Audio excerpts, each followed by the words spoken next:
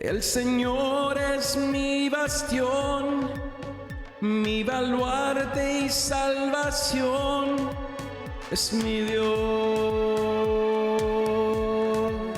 es mi Dios, mi escudo y defensor, Salvador que libra hoy, es mi Dios, es mi Dios.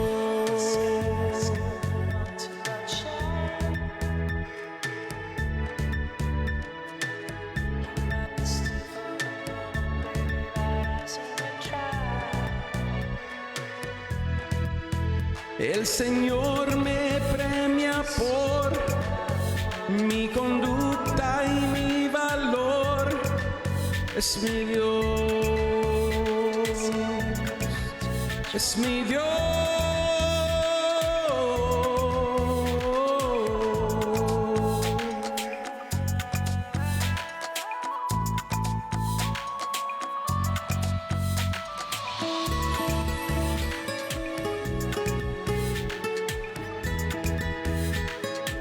Te alabaré, Señor, te alabaré, Señor.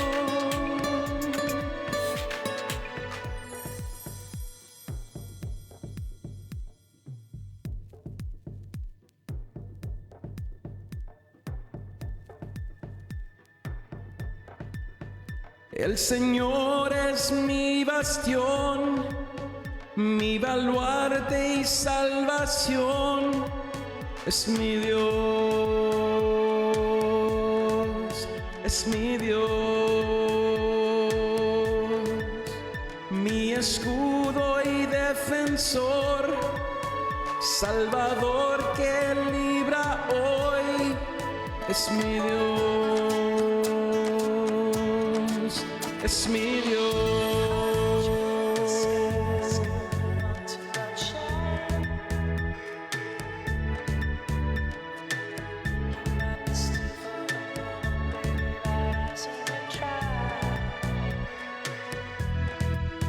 El Señor me premia por mi conducta y mi valor, es mi Dios,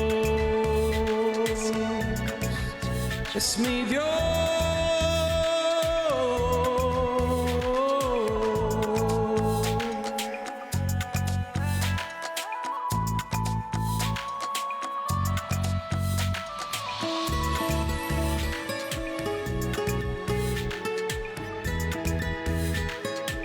Te alabaré, Señor, te alabaré, Señor.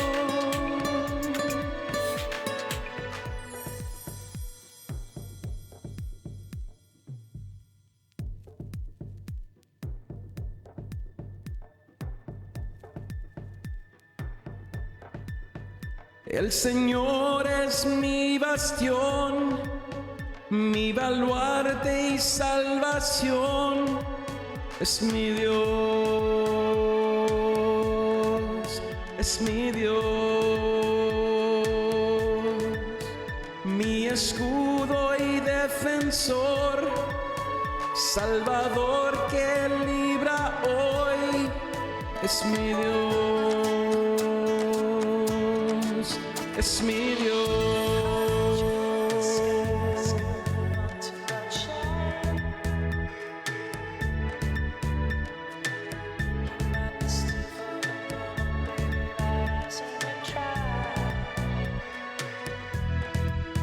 El Señor me premia por mi conducta y mi valor, es mi Dios, es mi Dios.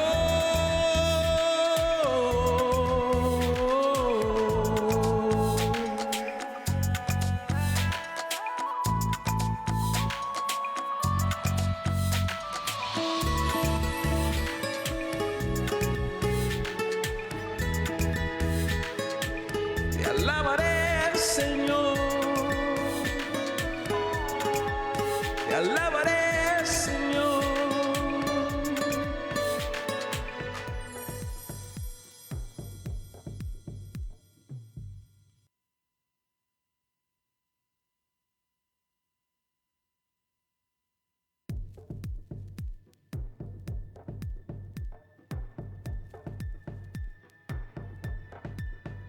El Señor es mi bastión, mi baluarte y salvación. Es mi Dios, es mi Dios, mi escudo y defensor, Salvador que libra hoy. Es mi Dios, es mi Dios.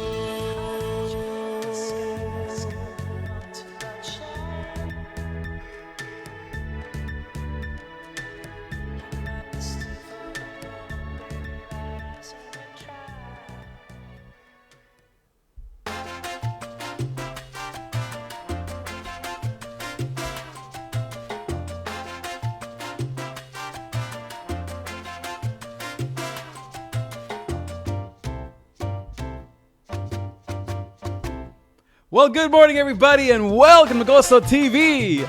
Here on this beautiful Thursday. Can you believe it already? Is that right? Don't worry. Make sure that you call your friends and invite them right here to GOZO TV. How are you guys? My name is David Trigg. I'm a pastor and I'm also a coach. And I want to just thank you for being here on this beautiful morning. I hope that you're doing well. I have my brand new TV behind me, this brand new set. I know you can't totally see all the pictures. We'll figure out all the details. But thank you for being here. Make sure that you leave me a comment on Periscope, on Facebook Live, on YouTube Live, on Twitter Live. Who isn't live anymore, man? Even my grandma's live. Thank you so much for being here. Always, Monday through Friday, bringing you the latest and the best news, traffic, sports, and most of all, a daily dose of joy. Jamba Juice for the soul. Your daily dose of GOZO. GOZO, by the way, means joy in Spanish. And I'm always grateful to just bring you a different perspective on life. Today, talking about 4 strategies on how to have better relationships in 2017. Who wants better relationships? Man, everyone does. You might be someone who's thinking, I just want to have love. I want to have someone next to me. Well, what are you going to do when that person is there? How are you going to make sure that you have a long-lasting relationship? Because it seems like everybody these days just kind of comes and goes, right? Like nobody sticks around. So I want to give you 4 strategies that will help you, whether it's you as a parent, it might be you as a young person, or whoever you may be. Hopefully these strategies will help you improve your relationships, find a healthy relationship, maybe even forgive your past so that you can bring different perspectives into this new year. So let me know where you're watching me from here on Periscope Live. Thank you so much for my followers on YouTube Live and all the different channels. Excited to be here streaming live on different areas. First, before I get into the show, I want to thank all of my sponsors. So this one especially is called Restream. .io. Restream is a wonderful app that I use that enables me to go to different platforms live.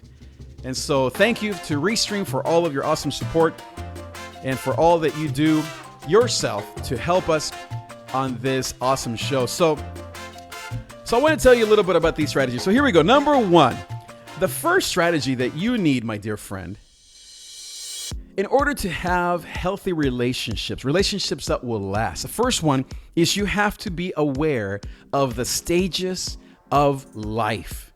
The stages of life, the seasons of life. You know that the problem, or maybe not the problem, but the reality is that every relationship goes through seasons. Every relationship goes through times of difficulties and of glorious times. Obviously, when you first date that person that you love or that you like, when you first get married in that honeymoon season, that's called the honeymoon season because it's the best time. Now, what happens once you lose your job? Or what happens when the man cheats? That's when there is a rupture in the relationship. Now, what happens is that most relationships that I have discovered, that I've counseled through my 25 years of seeing couples, of helping people. I'm not a therapist, but I'm a pastor and a coach. I've noticed that when a couple faces struggles, they are shocked. They think that a healthy relationship is supposed to never argue. Have you ever heard of people say, oh, we never argue?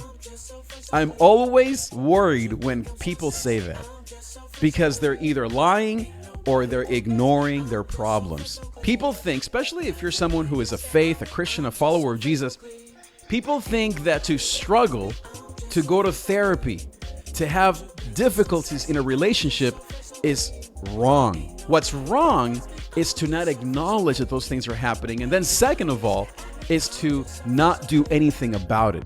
So I have a chart that I use. I couldn't bring it up here on the show, but maybe eventually I'll load it or maybe I'll give it away as a free PDF. There's a graph that I have looked at from many books that I've read and counseling myself that I've been through that shows a healthy relationship versus a non-healthy relationship.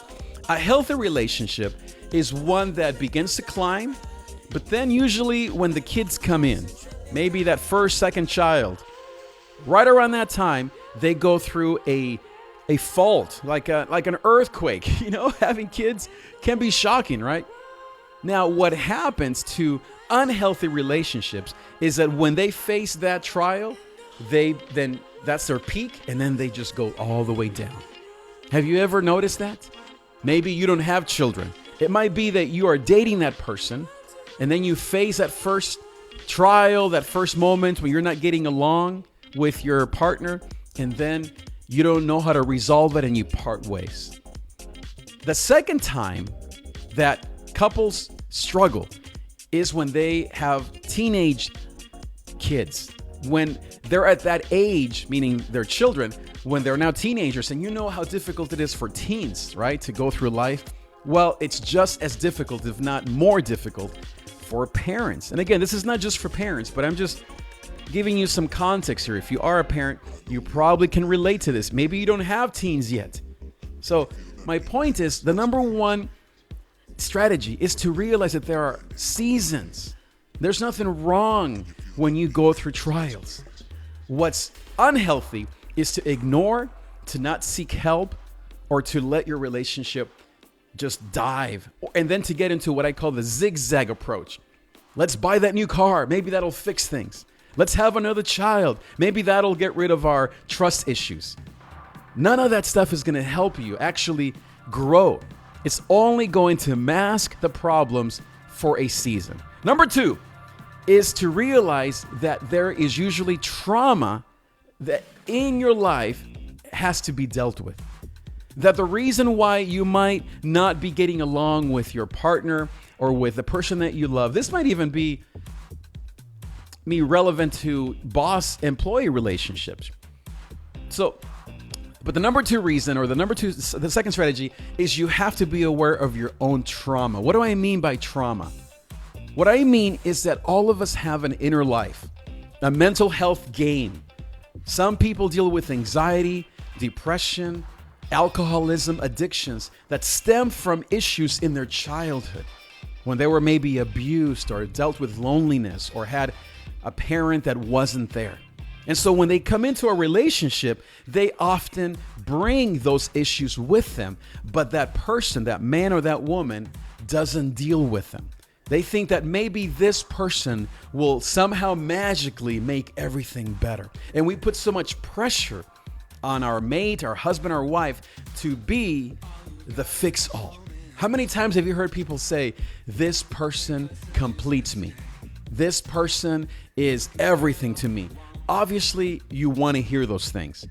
But what's dangerous about those statements is to think that your trauma is going to somehow magically disappear because now you're married. I think, in fact, marriage is the crucible that brings out all that stuff that's been hidden for years. Number three, third strategy. I hope these are helping you. Let me know in the chat below. Give me a thumbs up or a 1 if this is helping you. Give me a 2 if you have questions and what your question may be. So the third strategy is to realize that you have to look for practical solutions, such as division of labor. Now, the reason why most couples get into trouble or go through problems, first, as I said, it's children. Second is related to finances, right? Third is usually sexual problems. But then guess what the number 4 is? It's things around the house, or what's called love languages, or what I like to call division of labor. What I mean by that is, I thought you were going to pick up the kids. I thought you were going to make dinner 5 times a week. I thought that we were going to have sex every night at 6 p.m. So you have all these expectations as a couple that are never talked about, that go unmet. And so this strategy, called division of labor, gets right down to practical things. So here's what I mean. Take out a sheet of paper, you with your family even, and begin to write on the left column all the labors, all the things that have to get done to make life happen. For example, getting her right to school. It could be, obviously, laundry, cooking, and cleaning. Be specific, though. Be as specific as you can be. For example, in my case, for my wife and I, it's going to Trader Joe's at 5 p.m. on Sundays. That's what my wife wants to do. That's a specific thing that has to happen. And that's when it usually fits in her schedule. So that's on the left column. Right now on the right column, I guess from your perspective, left column, right column. On the right column, then write who is going to do that. I'm talking about actual names. Literally, in my case, Trig is going to do Trader Joe's 5 p.m. on Sundays.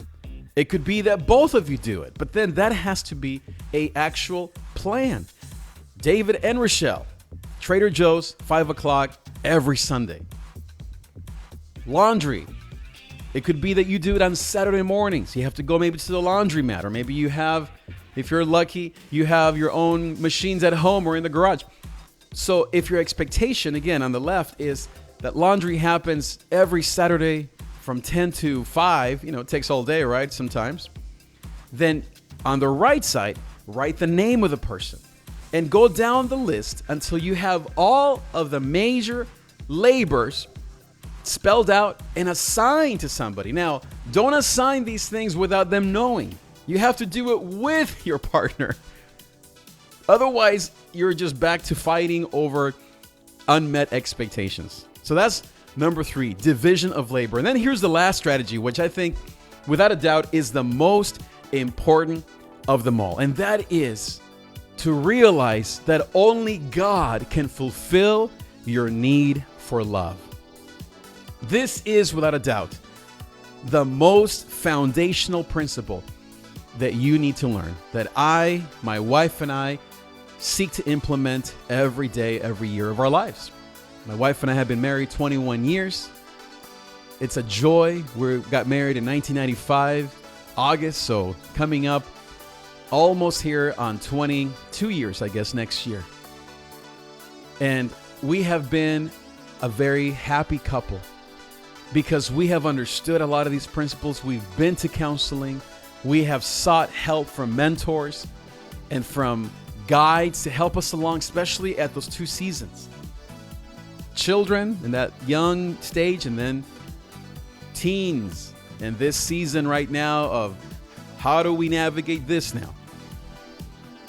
And so, but through all that, what's kept us healthy and growing in a couple of, like my cup here says, a couple of GOZO, a couple of joy, has been realizing that it is God who fulfills my life with love, not her.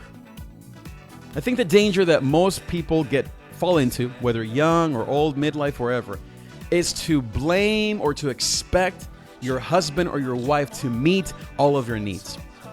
Is to put so much, maybe it's not just pressure, but so much weight on your partner to be everything to you, to be that perfect soulmate. And I think when we're coming from a place of trauma, a place of obviously youthfulness, if you got married young, maybe you didn't get married young, maybe you're still single, and you're looking now, maybe you're in your 30s, but you're looking at, okay, Lord, I'm ready to settle down. I'm ready to get married.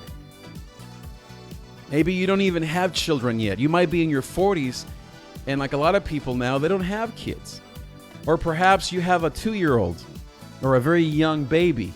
We are in our 40s, but we have, 18-year-olds. But not everyone is that way. My point is that it doesn't matter how many kids you have, how great your house is, how much money you have or don't have. All those things are important. But at the end of the day, it has to be you getting your needs met from God. Saying, Lord God, Lord Jesus, I want you to be my everything. Help me to know your love. Help me to get my needs met from you. Help me to take my sense of wellness and purpose and healing from your spirit so that I can give and be a more effective human being in this world. It doesn't mean that you don't ask or look for support from your partner, but it means that you put the right weight and expectations on the right person. Put it on God. He can handle it. Only God can actually fulfill your every need, hope, and purpose and dream, not a human being. It doesn't matter how awesome they might be. You might think, well, Trig, my husband, you don't know him. He's amazing. He's perfect. Guess what? Someday he's going to show you how imperfect he is or how imperfect she is. What will you do then? Go back to Jesus. Go back to saying, God, I need you. Now, if you do not know Jesus, let me ask you a question. If you do not know God, if you don't have that relationship with God, my guess is that you're putting a ton of expectations on your partner to meet every need, or you've given up and you no longer even have that hope that you can have a healthy relationship. You might be at a low place right now. Let me invite you. Put your trust in the Lord. Invite him to be everything in your life. And if you already have a relationship with God through Jesus, this is the time to recalibrate your life into 2017 and say to your partner, to your family, to your husband, wife, maybe you're a single parent, just to your children, and say, guys, we need to go back to church. We need to focus more on our spiritual lives and make it practical. Go back to church here for Christmas. Come to my church, 9603 Belmont Street here in Bellflower. Wherever you live, wherever you are, make a practical commitment to a relationship with God so that you can have a foundation that is firm, that does not shake, that does not change. And that is how I am convinced that you will have a very, very strong relationship in 2017. So I hope, my dear friend, that these 4 simple strategies have been effective to you. Let me know here in the chat, here on Periscope. Thank you for the hearts. If these strategies have helped you, tell me in the chat below which of the 4 things. Number 1, again, was stages of life, right? Of relationship. Number 2 was trauma. Number 3 was division of labor. And then number 4 was God. Which of these 4 strategies do you relate to the most? Which one do you need the most? You might need all of them, but you can put 1 through 4. Thank you for the hearts once again. Make sure that you simply just tell yourself, most of all. Be honest with yourself and say, I need these strategies. I need more of practical division of labor. I need more, just to summarize here, I need more of God in my life. Number 3, you could say, I need to understand my trauma and actually go see someone about this. Or number 4, it could just be that you need to understand the ups and downs of life and not run away from your life. So thank you again, everybody, for your awesome support. I always am appreciative of your support. Thank you. Let me go to Facebook Live here, see if you have any questions.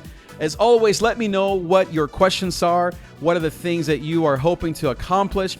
What are the things that you're hoping to do more of? Levi, thank you. I will send you the chart. What are the things that, thank you, I'm here on Facebook. So the chart is very important. I will email it to you, my friend, just so that you can understand more about these stages and about the seasons of life, so that you have a better understanding, especially a visual of what life brings and how to improve these relationships. So thank you again, everybody, for your awesome support. Remember to share this video out with people that you may think will benefit from this. Make sure that you go to my website, lifeofgozo.com, so you can get all of the latest news. And most of all, just stay here on Facebook, YouTube, wherever you're watching this, and just keep playing this over and over again. I mean, let's be honest. None of us go to websites anymore. We all stay on these social sites all day.